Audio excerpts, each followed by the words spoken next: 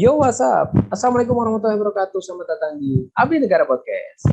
Ya, podcast ini sebetulnya dibuat untuk melengkapi tugas Latsar gelombang ketiga angkatan 9 tahun 2022. Dan gue ditembakkan dari kalian semua kurang lebih sekitar 15 menit ke depan. Harapannya sih begitu. Oke, tema kita kali ini akan mengusung tentang wawasan kebangsaan.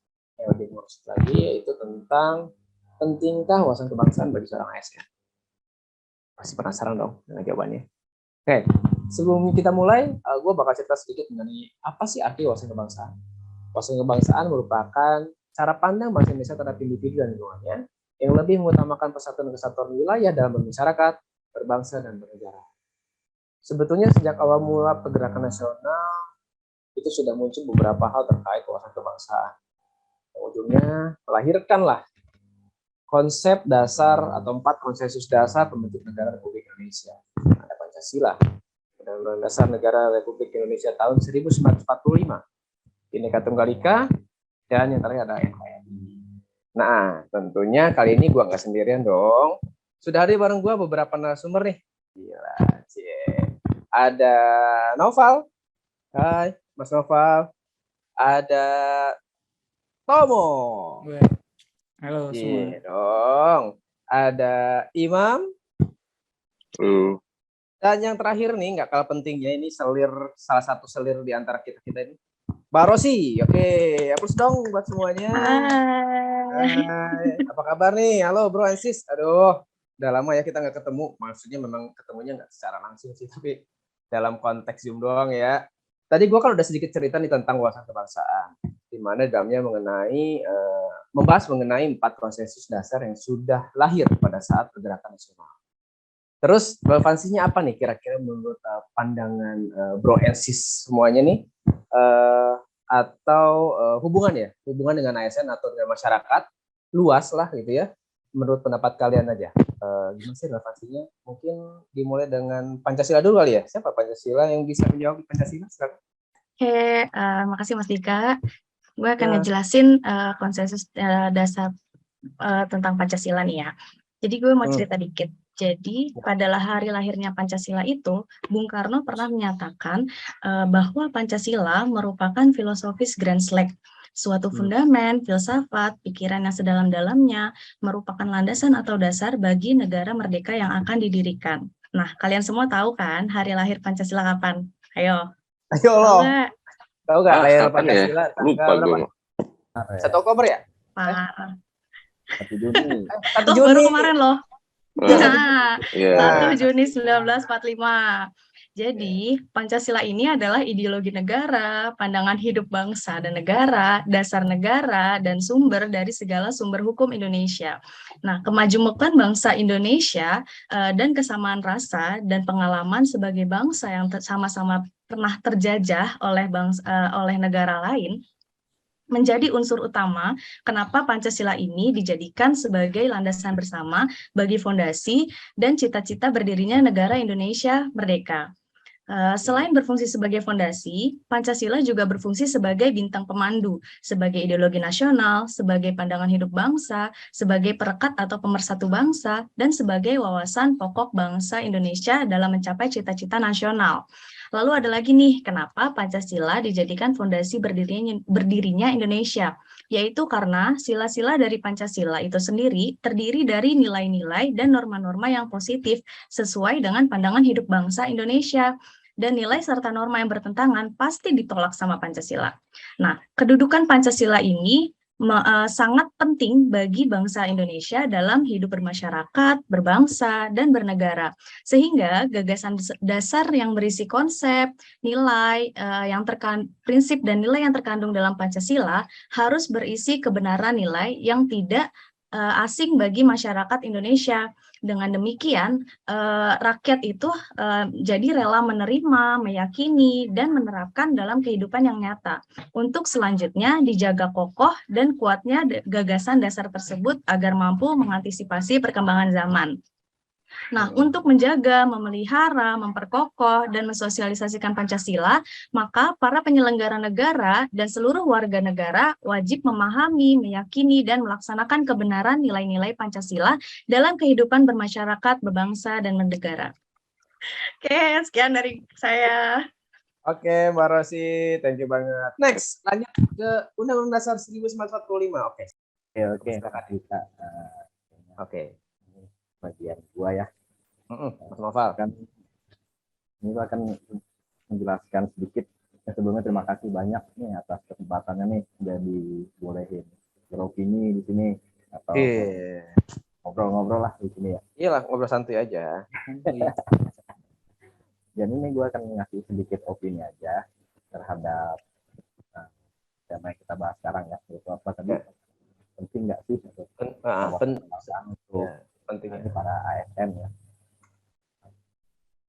Mungkin kayak yang tadi udah dijelasin juga sama Mas Dika di awal, kalau wawasan kebangsaan itu adalah sebuah cara pandang kita sebagai bangsa Indonesia dalam menjalani kehidupan bermasyarakat, berbangsa dan bernegara. Nah, cara pandang ini bisa kita ambil atau dapatkan dari 4 konsep dasar yang tadi sudah disebutin juga oleh Mas Dika ya, yaitu Pancasila, UUD 1945, Bhinneka Tunggal Ika, dan NKRI. Nah, kalau sekarang gue mau sedikit menjelasin kaitannya ya dengan salah satu dari konsep besar tadi, yaitu UUD 1945. Ya, dan bagaimana keterkaitannya dengan cara pandang kita dalam berbangsa, khususnya kita sebagai ASN, dan juga umumnya kita dalam bermasyarakat luas. Mungkin kayak kita udah tahu sama-sama lah. Tadi udah dijelasin juga sama Mbak Rosida ya mengenai Pancasila yang merupakan dasar dan ideologi negara kita. Nah, atas dasar itu yang gue tahu nih ya UUD 1945 itu juga sebagai dasar hukum atau konstitusi tidak lepas dari nilai-nilai Pancasila. Sekarang Undang-Undang Dasar itu sendiri adalah merupakan dasar hukum dan konstitusi di negara kita. Artinya, hukum atau peraturan atau kebijakan yang kita buat nih sebagai bangsa, sebagai negara, kayak misalnya undang-undang, peraturan pemerintah, dan sebagainya itu harus mengacu kepada Undang-Undang Dasar 1945. Karena ya Undang-Undang Dasar 1945 itu merupakan dasar, ya, paling dasar hukum. Jadi hukum-hukum dan peraturan lainnya itu nggak boleh dibuat bertentangan dengan Undang-Undang Dasar 1945. Oke. Tuh, lumayan ya ini ilmunya. Pancasila udah, Undang-Undang Dasar udah. Selanjutnya deh, kita lanjut ke Bhinneka Tunggal Ika. So, who's the turn? Oke, Mas. Kayaknya gue bakal ngebahas nih. Mungkin gue akan berbagi sedikit opini, Mas, tentang keterkaitan Bhinneka Tunggal Ika dengan wawasan kebangsaan di masa sekarang untuk ASN dan masyarakat. Menurut para ahli itu bangsa kita itu memiliki 300 lebih dari suku, bangsa, dan golongan etnik. Nah, dari 300 suku, bangsa, dan etnik itu ada subbahasa lagi tuh dari 300 etnik itu. Nah, gimana sih caranya kita bangsa Indonesia ini bersatu gitu? Nah, salah satu caranya adalah dengan menggunakan satu bahasa yang sama, yaitu bahasa nasional, bahasa Indonesia ya. Perlu teman-teman ketahui bahwa bahasa Melayu atau Melayu kuno ini sudah digunakan oleh bangsa kita sejak abad ke-13. Nah, untuk membuat suatu peraturan yang menyeluruh pada Sumpah Pemuda tahun 1928 ditetapkanlah satu bahasa ibu atau bahasa nasional, bahasa Indonesia. Nah, setelah cerita itu mungkin implementasi Bhinneka Tunggal Ika yang bisa kita terapkan itu misalnya berteman dengan suku atau ras dan etnik dari seluruh Indonesia. Misalnya ada teman kita dari Papua ya misalnya. Di sana kan kita belum, mungkin orang-orang dari Jawa belum terbiasa ya Mas. Misalnya cara berbahasa atau cara berbudaya dengan teman-teman dari Papua itu mungkin banyak kontradiksi dengan budaya kita yang kebanyakan dari Jawa ya. Nah, dari kita pribadi mungkin harus membuka pikiran atau open mind untuk belajar banyak dari budaya-budaya di Indonesia itu sangat banyak dan beragam, dan eager untuk learn budaya-budaya kita yang banyak itu, Mas. Selanjutnya mungkin selain kita berteman atau mempelajari budaya-budaya dari bangsa kita sendiri, juga kita tidak menerapkan ini kali ya, Mas, misalnya di tempat kerja kita nggak bikin kotak-kotak sendiri gitu, punya teman kubu-kubu ya, ini kubu-kubu gitu ya. iya kubu-kubu, ini kubu golongan Jawa gue gitu. itu bukan gue ya, kayak gitu-gitu. Mungkin itu sih yang bisa gue share kali ini, Mas. Oke, Terima thank you Mas kasih. Imam. Dan terakhir, NKRI ya pasti di bagian Mas Tomo ini udah jauh. Terus karena gue harus siapa lagi ya? Oke Mas, silakan Mas.